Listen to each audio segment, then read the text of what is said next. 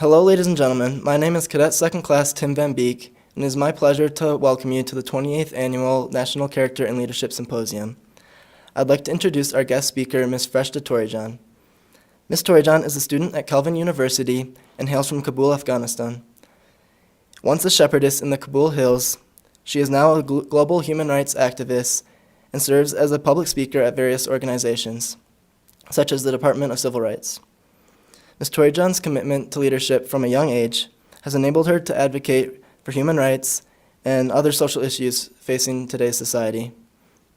As an ethnic, religious, and gender minority in Afghanistan, Ms. Tori Jan faced great persecution. Her family faced kidnappings and daily murder attempts. Her school was shut down by the Taliban, and many of her friends were murdered and killed. Tori Jan's journey through poverty, terrorism, and other forms of injustice have enabled her to be a voice for those who lack one. She believes in empowering youth to be agents of change. Leading by example during the COVID-19 pandemic, Tori Jan also founded So True to help the homeless and continues to help the community by providing various necessities. Ladies and gentlemen, it is a privilege to present to you Ms. Freshta Tori Jan. Thank you for the wonderful introduction. Before I dive in, I would like to begin with a short little game. For most of you familiar with pop culture, it's called Put a Finger Up. And for those of you who aren't familiar with it, I will display a list of descriptions, and if this applies to you, you put a finger up. So here we go. Put a finger up if you were taught that Afghanistan is in the Middle East. Put a finger up if you were taught that Afghanistan's national language is Arabic. Put a finger up if you were taught that Afghanistan is a desert with camels roaming around. Put a finger up if you were taught that Afghanistan is an all-extremist Muslim country. Put a finger up if you were taught that Afghanistan is the birthplace of terrorism. Hopefully, you didn't have too many fingers up because these were all big misconceptions about Afghanistan. And if you did have them all up, then I hope that this can be a moment of education to take with you. Now let's reveal the answers. The Middle East does not exist. It was a term placed by the British in the 1800s and stuck around since. The Middle East actually refers to West Asia. Afghanistan, in fact, is in Central Asia, and within Asia, we are often referred to as Qalb-e Asya, meaning the heart of Asia. Afghanistan is a multilingual nation and has 2 different national languages, and we will explore why this is shortly. Afghanistan actually gets all 4 seasons, and if you're from Michigan or Colorado, then you might be very familiar with some of the snowstorms we get. And to add to that, we don't have camels, but you will see a lot of sheep, donkeys, and horses everywhere. Afghanistan is mostly Muslim, but it does consist of other religions as well, like Baha'i, Hinduism, Judaism, and more. And lastly, Afghanistan is not the birthplace of terrorism. And the answers to it are very debatable, but the majority of terrorism is sponsored by neighboring countries. About 6 years ago, my first time in the United States, I came to discover these misconceptions firsthand. I knew the world held many misconceptions about Afghanistan, but getting to hear some of them in person were indeed surprising, especially coming from a country whose education system is ranked one of the highest in the world. When you first saw me, you might have been confused by my appearance, because as I have been told, I do not resemble the typical Afghan you may have grown to know in media. One of the biggest reasons is because the media frequently highlights the terrorist and majority ethnic groups, relating their appearance to what a normal Afghan might look like. What I hope to bring to the table, as I mentioned earlier, is some educational points. One of the biggest facts most of the world doesn't know about Afghanistan is that we are very diverse, because Afghanistan, being located in Central Asia, served as a hub for many trade routes in history. The Afghan constitution currently recognizes 14 different ethnic groups, and according to World Population Review, Afghanistan has 40 minor languages with 200 dialects, in addition to the official Pashto and Dari languages. Afghanistan's ethnic diversity, or more of an ethnic hierarchy really, is dominated by the Pashtuns and Tajiks. and the rest of the population consists of Hazara, Uzbeks, Almaq, and the rest of the smaller ethnic groups as provided on the slide. And in case you were curious, here are some examples of the people of Afghanistan. From the pictures on the slide, I will let you guess my ethnic background. I will give you a hint. It's from the three popular ethnic groups, Pashtun, Tajik, and Hazara. For those of you who guessed Hazara, congratulations! You just aced the pop quiz. Today, I will be sharing something I have never slipped out of my mouth all 21 years of my life. I am Hazara, and I am an overcomer. Today is the first time I have ever announced that I am proud of being a Hazara woman.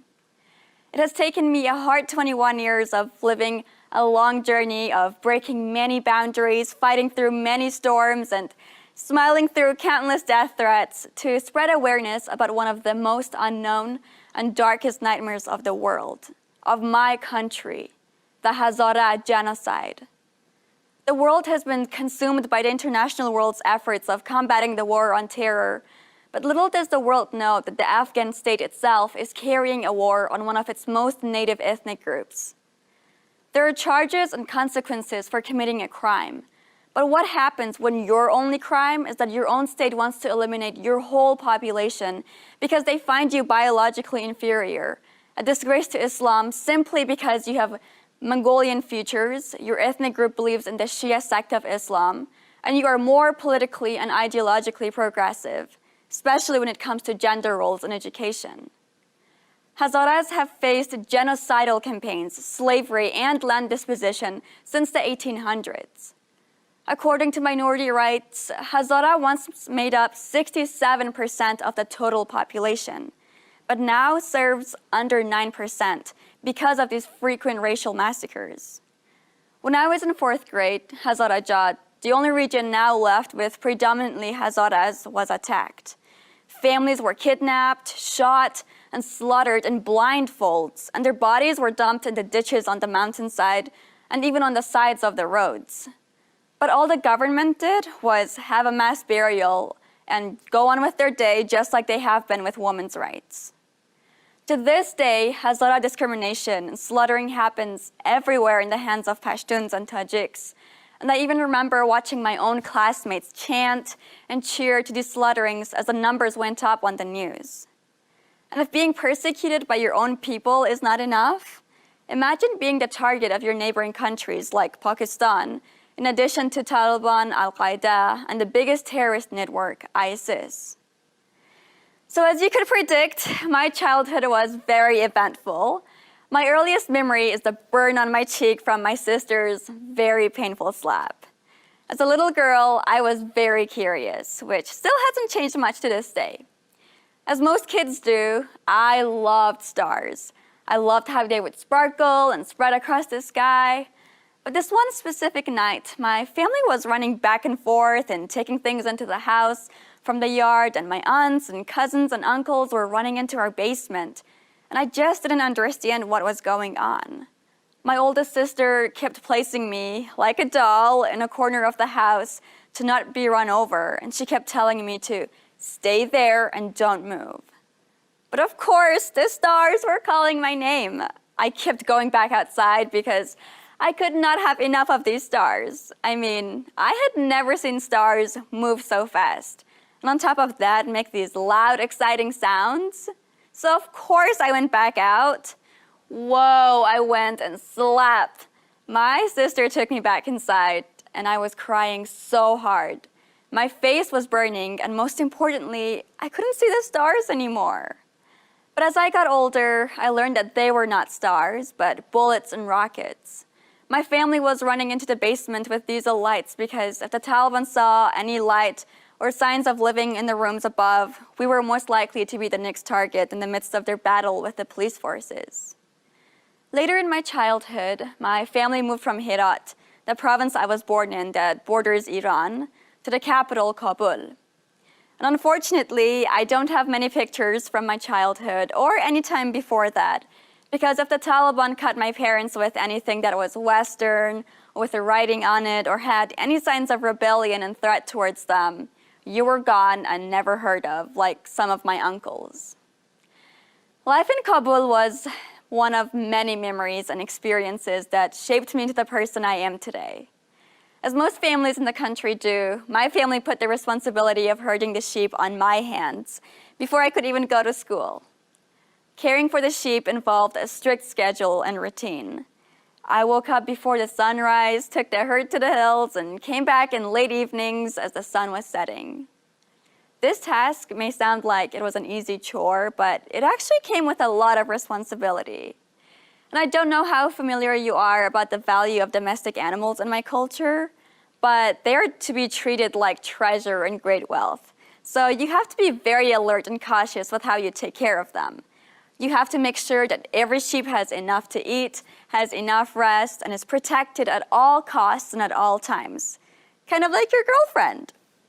So back to story time. I remember this one day I took the herd to the hills, and I'm not sure how familiar you are with the geography and causes of war in Afghanistan, but most of these hills are still filled with landmines from the Soviet invasion.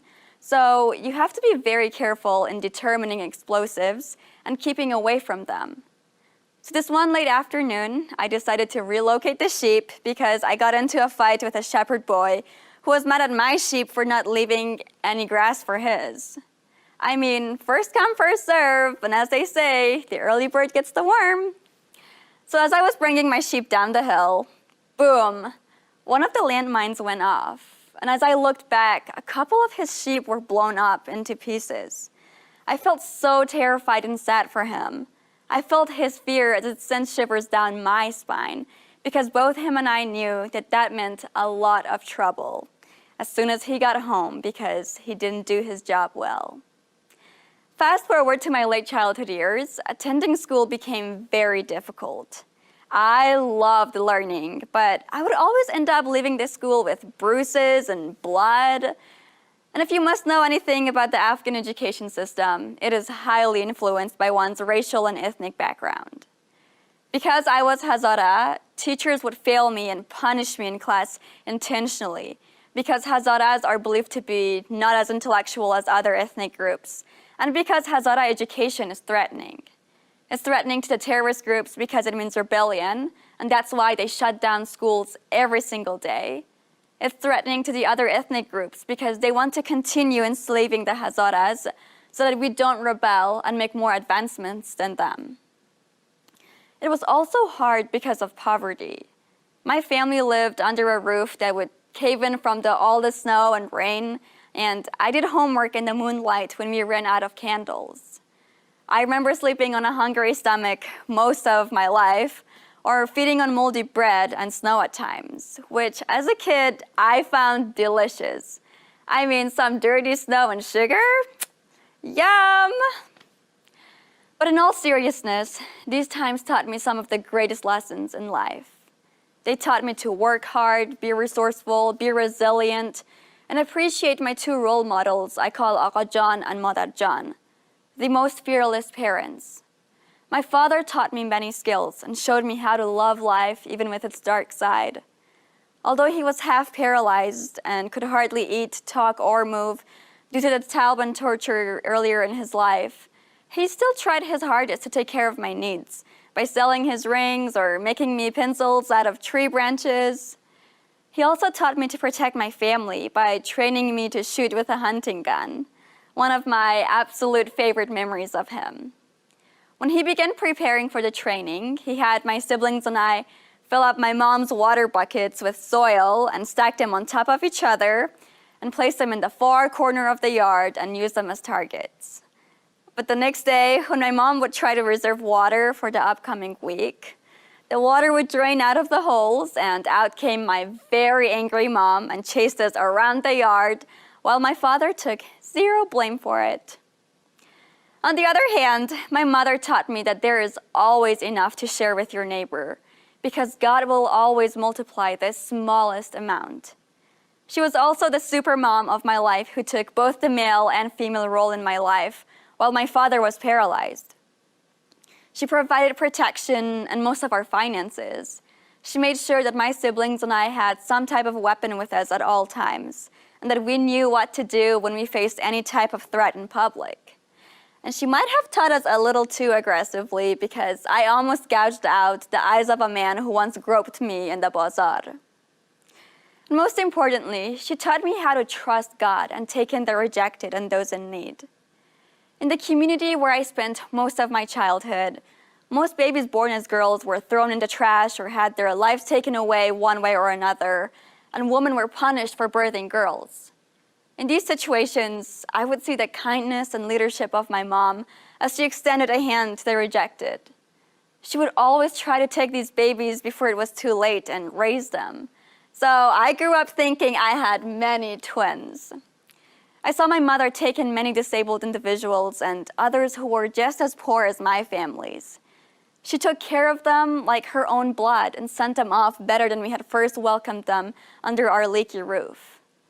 My parents were also strong advocates of education. My mom was illiterate and wanted to push her children to be educated and change the systems for good. However, this often drew many threats from the conservative communities who found female education a threat to traditional Islamic Afghan values.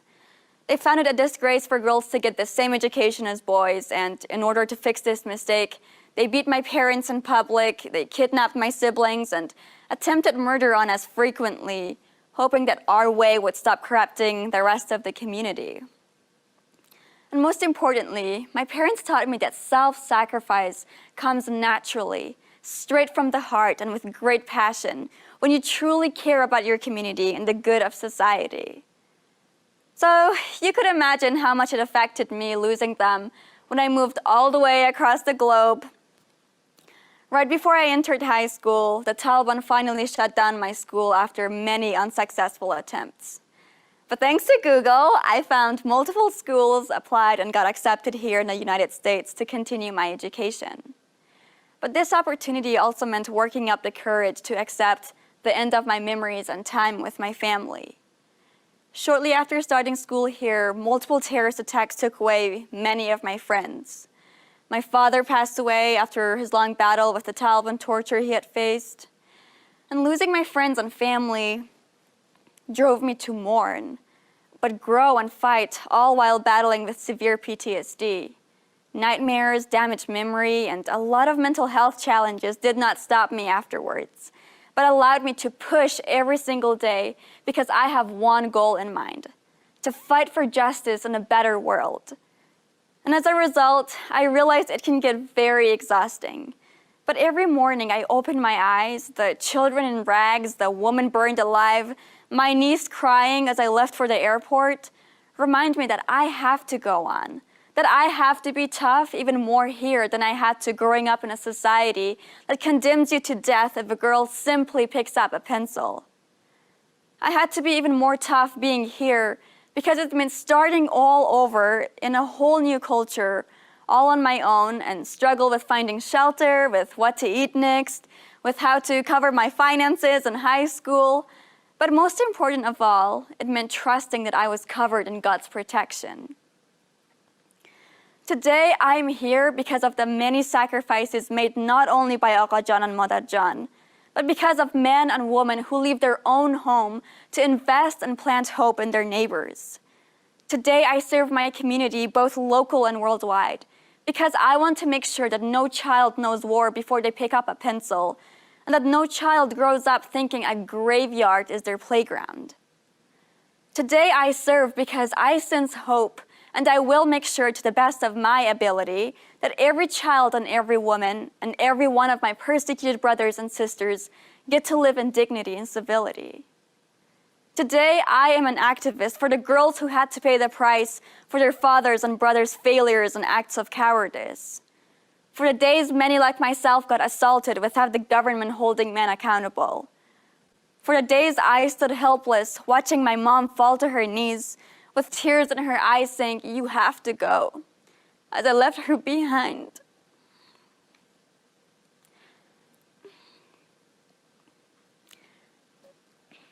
Today I speak without any fear holding me back, because everything I had was taken away from me. My childhood, my family, my education, the place I should call home, and the comforting arms of my mother. I am no longer afraid of facing bullets for seeking justice for Afghan children, women, and minorities whose cries are continuously silenced and ignored. I may continue to receive death threats, but my experiences have taught me that Afghan women are hard to break even if they bend.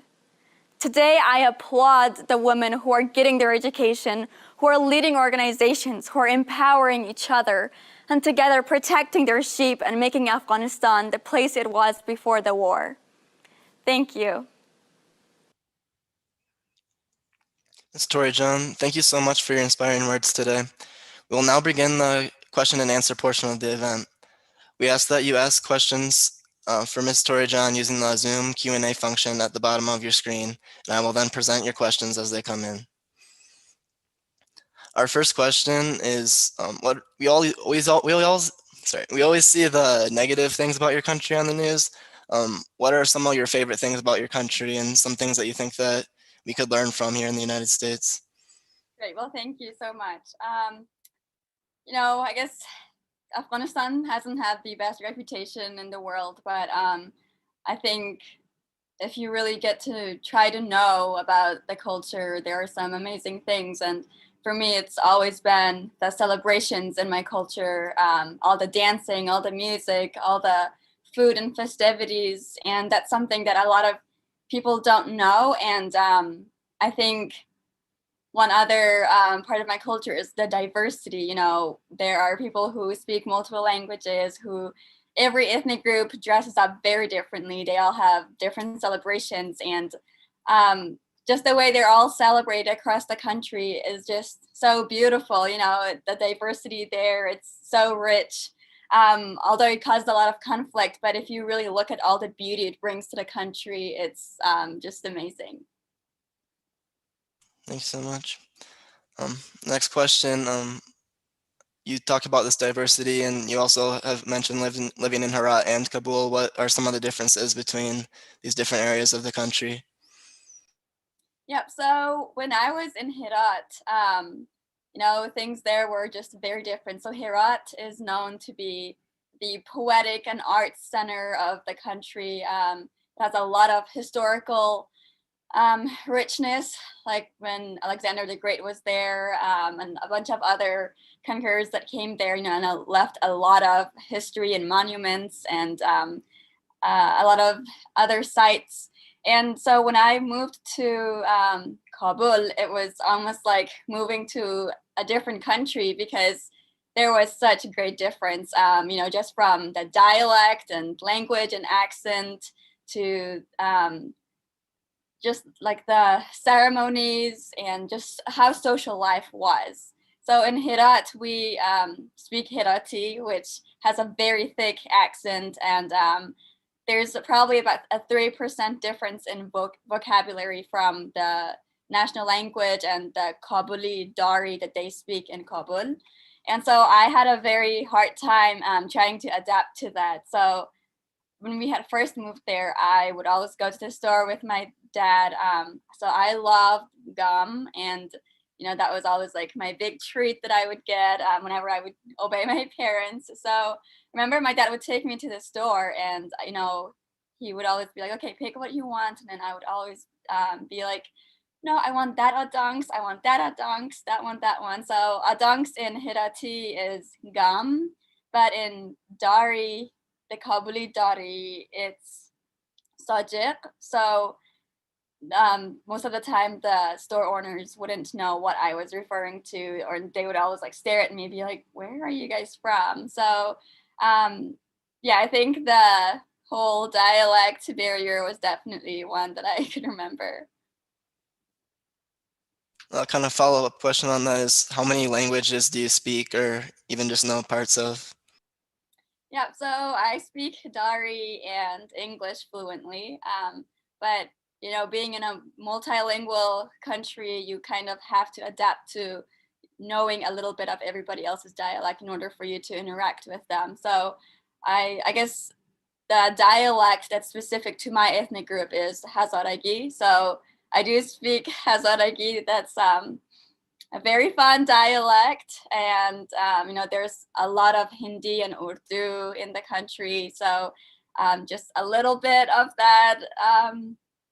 Yeah, and then maybe some other ones that I can't think of at the top of my head right now, but those are the ones that come to mind.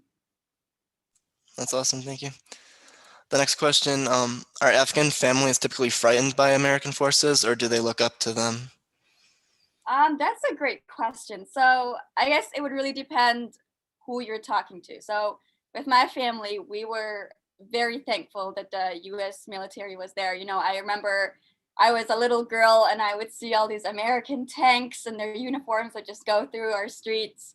And I was like, oh my gosh, and I always just, I would be so inspired and motivated. And I loved, seeing them there because that for me meant protection and security, and I was able to go to school.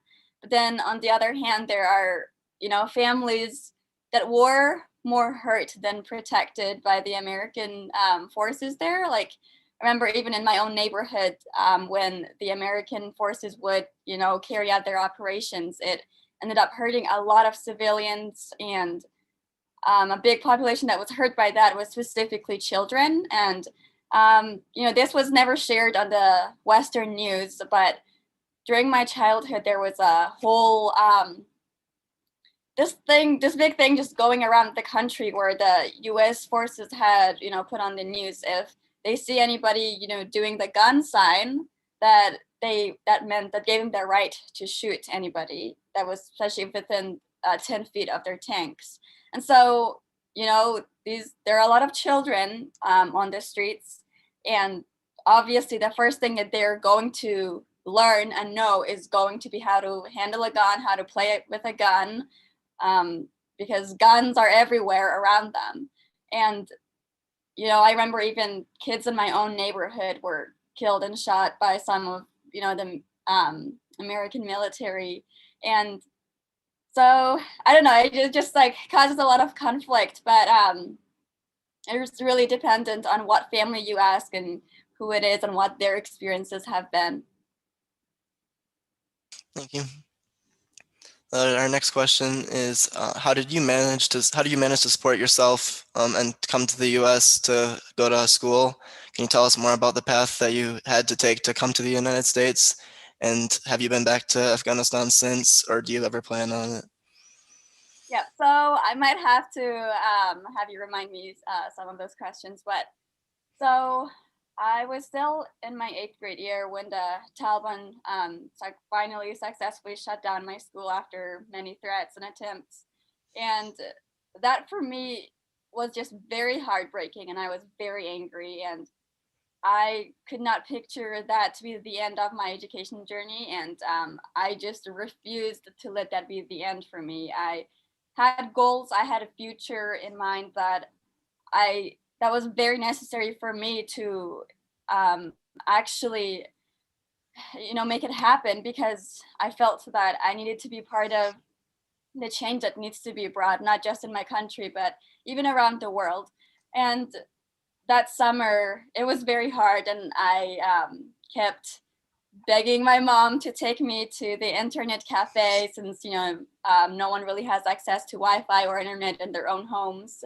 So we went to the internet cafes, and I was Googling schools all over the world. And unfortunately, I didn't really get into any of those boarding schools because they all assumed that that I had relations with the terrorists. And despite the fact that I was trying to escape what they had done to me, and change that. But anyway, I was able to get into a boarding school in Texas, and that just changed my life forever. And it was definitely very hard leaving my family, and especially being one of the only breadwinners in the home.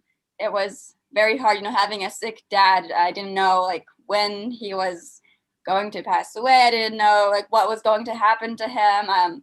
Life there already is so unpredictable every day, but having like all that weight, knowing that all these people depend on you, all these lives depend on you for survival, was just so hard. I can't even describe how hard it was when I came here, it was just so hard for me to be present and focus on what was happening here in front of me, because mentally I've always just been back at home. But anyway, I've been able to manage my ways through my education journey, just through a lot of scholarships and financial funding and a lot of prayer. So I don't know if I've answered all of those questions, so feel free to point out any that I didn't get to. One part of it is, have you ever been back to Afghanistan since, and do you plan on to anytime in the future? Yep, so I did try to go back a few times, but it was very hard. And I remember when my mother had, found out that I wanted to come and visit, and she wasn't the most excited about it. She had a hard time with allowing that to happen, especially since there was just so many security reasons with my family. She didn't even think I would make it past the airport, that I would have probably just been picked up and hung or something. And it was especially hard after, my father passed away. In a society like Afghanistan, if you don't have a male figure as the head of the house, it's very hard for you to be in society and just even live in and go in public. So, my mom was just so scared that my father had passed away, because that also meant that my uncles and everybody else in our clan of relatives would have permission to give me off to somebody else, and have me married off to someone who could have been 40 years older than me at the time. And so it was hard, because I had to go see them, but I had to accept that it meant that it had more costs than cons or pros. And it was very hard, but I do know that I would love to go back sometime. And I know for right now, Michigan has turned into a home for me. So I think if God has that in plan for me to go back home, then I definitely will. But I'm definitely open to see, what my journey will be like, because I have dedicated my life to really serve in whatever community I'm called to. And so if that means it's here, if it means it's in Europe, wherever, I'm just open to wherever that is. Thank you. Our next question is, how do you feel about being an influential speaker and activist at such a young age? It's amazing that you're the same age as most of us and doing such great things for our world. Well, thank you so much. It's definitely been very hard, and I think especially when I started it, just a little right before my high school year, it was very draining, but it was also very scary at times. Just getting, like all these death threats on social media. I was fine with me getting them, but the thought of having my family be at risk was just always has been just so nerve-wracking for me. I just don't understand. Well, first of all, I don't understand why certain Afghan men especially have a problem with what I'm doing, because first of all, our country is facing so much destruction that instead of focusing on problems that actually matter, like, terrorism and poverty and improving the economy, increasing employment and, the things that actually matter, they have a problem with a woman trying to advocate for girls' rights and for them to have an education. So it's never really made sense to me, and I don't think it ever will make sense to me. But I think you just, when you're passionate about something, and if you really, really care about making that change, you will always be driven. You will always find a reason to keep going, that you'll, wake up every single day. And you remind yourself that this is your mission. This is what you've dedicated your life to. This is what your commitment is. And it's really up to you how you, carry that out. But obviously it can get very exhausting, and that's where, you know, a lot of self-care needs to come along. So I, you know, like being on my own most of my life, I didn't really have like a parent telling me what it's like to, you know, take care of myself. So that's been something that I've been trying to learn on my own since from a very young age, and I'm trying to get better at it now. Awesome, thank you. Our next question is kind of connecting to what we asked earlier. What do you hope that future us as future U.S. military officers can take away from your story?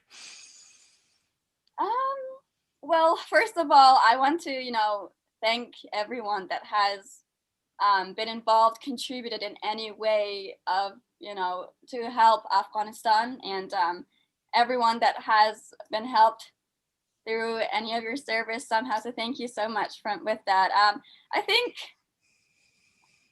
I don't know what I would suggest for the takeaway to be, but just that, you know, change is happening, but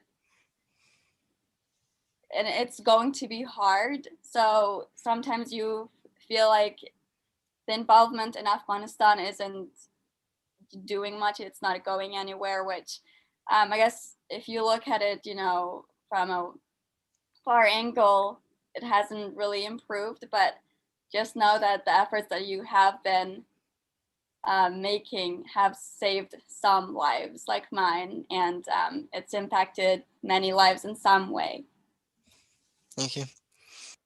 Our next question is, where did you learn English? Your English is just very good. Well, thank you so much. So I guess for me, it's really easy to pick up languages, but so when I was still back at home, I think I started to learn English. And this is the only international school in the country, and I'm not sure how old I was, but when I started there, I just felt hopeless because all I knew was ABC and 1, 2, 3, and I just didn't know. But I I've just been, you know, I've always been just so goal oriented. I remember like in third grade, I was like, okay, Freshta, wake up. You're going to learn English this year. And so I like committed that entire year where, you know, I would speak fewer Dari as much as I could, but practice more English. And so, you know, I did that for a lot longer. And then, yeah, so there were a lot of English courses, but also trying to interact with a lot of foreigners in the country, and it really helped. So thank you. Awesome. Our next question is, what has been your biggest surprise about the United States since being here? Um, I guess so.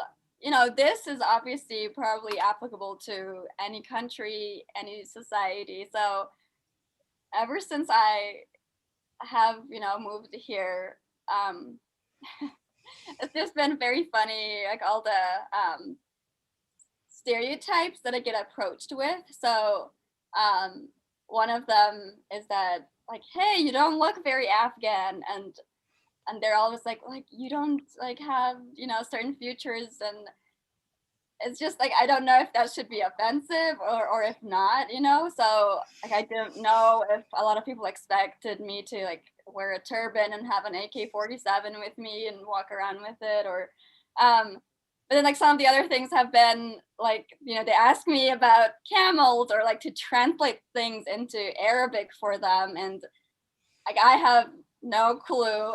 Like I can try to read Arabic because our alphabets look similar. It's probably like Spanish alphabet and English alphabet. But I guess what was surprising for me is that the education system in America is ranked so high in the world, and the fact that most of the most of those stereotypes that were coming to me were from a lot of students or like other educated, even like scholars, and especially like when it snowed, they were like, "Oh my gosh, I feel so sorry for you. Like you poor thing. You probably just want to go back to your country." And I was like, "No, like I'm kind of glad being in Michigan. Like sometimes our winters are even worse than it is here." So, um, So I guess that was one of my biggest surprises, but then also always like getting the assumption that I'm either Filipino, or people coming up to me and start talking in Spanish when I'm like, sorry, no Spanish. And just, um, getting all those assumptions that sometimes I like don't really even know how to like answer them, because I don't want to be offensive, and I try my very hardest to like use those and turn them into educational moments. But there are times where it's just a little difficult. But so that's definitely been a surprise for me. Thank you. Our next question is there a leader or a person in general that you look to for inspiration? I have a lot there, especially every single person that has helped me, in my journey from, I guess, I don't know how many of you can relate to this, but being on your own from a very young age is just so difficult, especially not having that parental guidance when you serve as the parental guidance in your own life. It's very hard. And um, you know, in my journey of all of that, I had a lot of people just, come into my life and bless me in so many ways, provide me shelter when I really was homeless, just like staying with different people. And like, um, so, to everyone who helped me in my journey, I, thank you so very much. They have been my inspiration, that they've helped me so much, and they have inspired me to give that back. And obviously, as a child, I had always looked up to my mom, and, I don't think she will ever like leave my list of role models and people who inspire me. Awesome, thank you. Our next question is, what is your favorite subject to study in school, and what are you currently studying? I currently study international relations and pre-law, but I've always really enjoyed school, so it's really hard for me to pick one specific course. But well, actually, well, I don't know. I just really like school, and I think classes that really focus on politics and social issues um, just really get me fired up. And so I guess, yeah, maybe just the classes that have to do with how we can change the society, and where impact and policies need to be implemented. Awesome. How do you think that the United States and other countries can best help your country? Yeah, thank you. So I guess obviously America, along many other nations, have tried to help Afghanistan for so long, and I just feel kind of conflicted that all the aid that the US has been providing Afghanistan has always been given and sent to the wrong hands. And by the wrong hands, I mean most of the political leaders that are supposed to be in charge of where the aid goes to.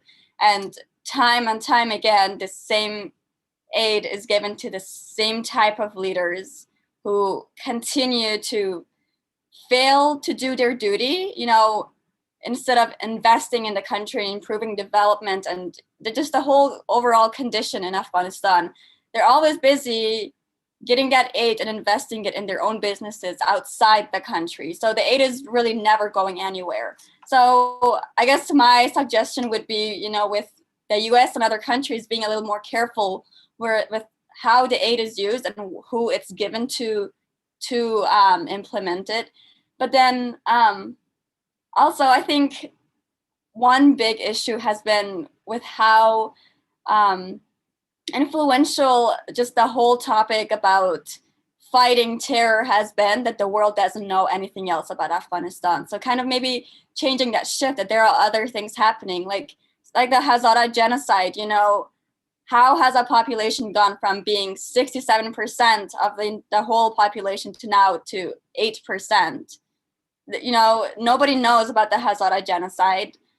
And it's just kind of saddening because part of, helping your neighbor, part of being committed to doing such that mission is to make sure that you bring justice, that you bring advocacy, and that you bring light on the actual problems. And so one thing that I, pray that I would love for U.S. and its allies, and anyone else to bring into light would be the Hazara genocide, and that's just a very concerning issue. Just under a year, the Hazara population went from 9% to 8%, and that was just this past year. So that is just very concerning, and something needs to be done about it. Thank you. It's very important. Um, were there any aspects of American culture that you had a difficult time adjusting to when you first came here? I think some of the first things were just the way I dressed up. So I was very uncomfortable with showing skin. Like back at home, I hadn't really shown more than my face, maybe that much of my neck, and just my hands. And coming here, I remember like my freshman year in high school, I was with my host family, and I was on the homecoming court, which I had no idea what that was for or about. But I remember my host mom, took me shopping and she got me these dresses, but the dress was strapless, and I just felt so uncomfortable. And in my culture, you never say no to anyone, especially to someone who is much older than you. And so I just had a very difficult time, and it was just always